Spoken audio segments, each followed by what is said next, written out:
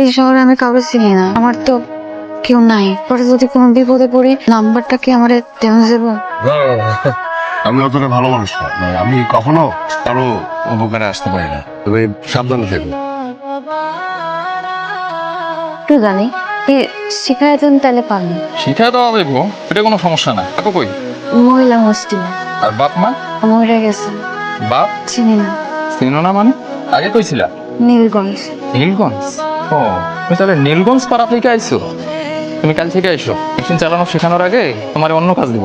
কি কাজ করতেছো ঠিক মতো? কাজ করো, ঠিক মতো কাজ করো। ঢং করতেছোস কেন? ওটা কি তোর জন্য নতুন নাকি? চাপাড়া থেকে এসে এখন সাধু সাজতেছোস? তোর চাকরি দিছি না, যা করতে বাধ্য করিস না আমারে। আমার চাকরি চলে গেছে। আমার মনে হয় পৃথিবীতে কিছু কিছু মানুষের পাঠায় দুঃখ দিয়ে কপাল, মরণের পর তারও মনে হয় সহ্য। আমার কম কি এত এত মানুষ ঘরের ভিতরে একটা শুয়ে আছে, ওকে ডর করে না। পরে যারা থাকে একা থাকে, ওদের তো ভয় লাগে।